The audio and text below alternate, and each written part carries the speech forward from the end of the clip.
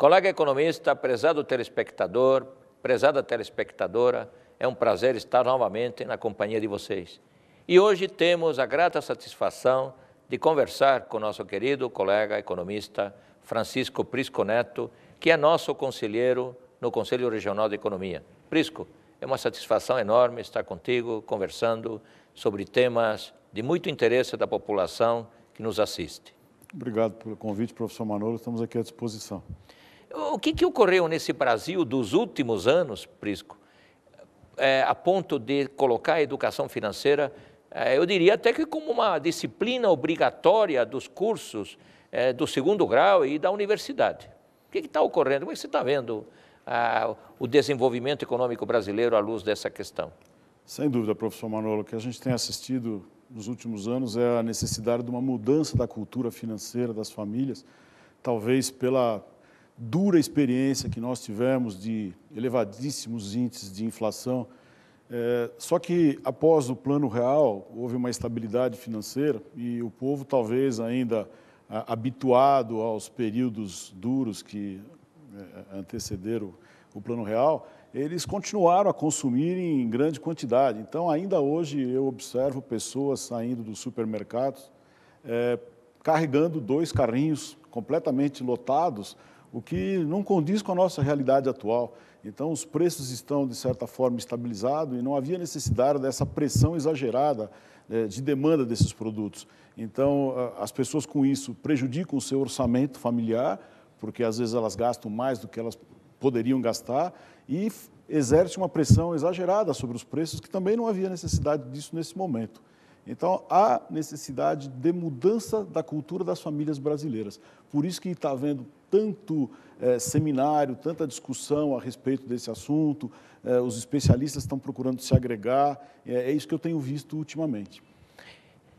Antigamente, para muitos é algo, uma obra de ficção, né? Mas as famílias mais antigas, elas estão acostumadas àquela de anotar na caderneta, né? Isso muitas décadas atrás.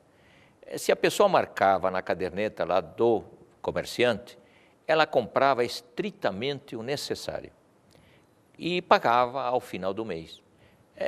Se estabelecia uma relação de confiança muito firme entre o comerciante e o demandante.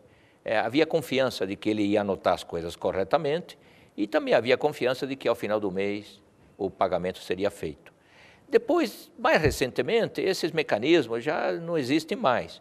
E temos um crédito que cresceu muito, principalmente a partir dessa explosão da economia brasileira, que coincide com o período do presidente Lula, quando se deu uma ênfase muito grande ao crédito consignado, principalmente o consignado para o INSS.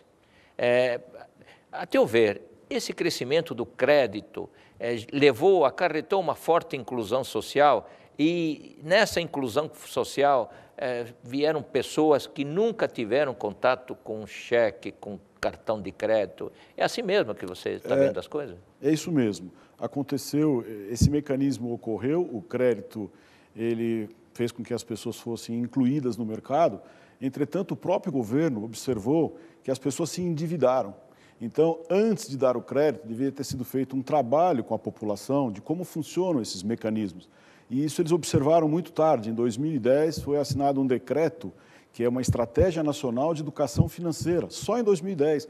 Só que isso não se resolve por decreto, há necessidade de uma ação junto a essa população para que eles saibam exatamente como funciona esse mecanismo. Então, os números recentes do Banco Central dão conta do 8º recorde sucessivo, de dezembro até agora, do nível de endividamento da família brasileira. Hoje nós temos 46% das famílias brasileiras endividadas só em produtos financeiros. E aí, nesse sentido, a Ordem dos Economistas fez uma estimativa, incluindo os produtos comerciais e de serviços, e esse número deve estar chegando à casa de 60%. É um endividamento muito alto. Então, há necessidade do governo instituir algo, promover essa educação financeira de uma forma mais incisiva, para que essa parcela da população que recebeu esse crédito, que foi incluída ao mercado, saiba como funcionam esses mecanismos também. Você citou algo importante, que é uma das nossas entidades, a Ordem dos Economistas, mas também o Conselho Regional de Economia está atuando. Você tem participado de muitas palestras, o Dutra, o professor Dutra também tem participado de outras tantas, o Luiz Barsi também tem participado, cada um, digamos, analisando certos tópicos, e o Banco Central também está preocupado, até criou uma diretoria muito atuante, ou que procura ser muito atuante, para levar a mensagem da educação financeira para o povo brasileiro.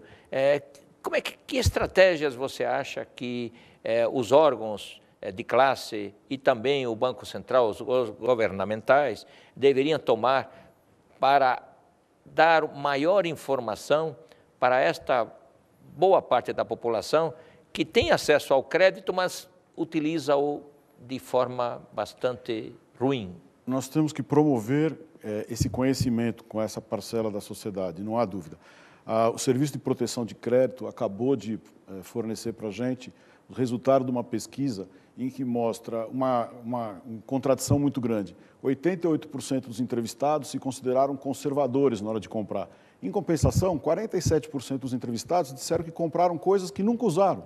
E 58% declararam que, olha, eu comprei, mas comprei porque eu merecia. Eu não olhei meu orçamento antes disso. Então, as pessoas estão se endividando realmente. Então, há necessidade da gente promover esse conhecimento, divulgar esse trabalho. Recentemente, tivemos um congresso de educação financeira, que o professor Dutra participou. É verdade. Então, nós temos que desenvolver esse conhecimento, professor. Bom, Prisco, é uma pena que o tempo já se exauriu. Temos ainda outros tópicos a tratar e conto contigo em outro programa para dar continuidade aos mesmos. Muito obrigado, professor. Obrigado. Continue conosco. TV Economista, uma realização do Corecon São Paulo e da Ordem dos Economistas do Brasil.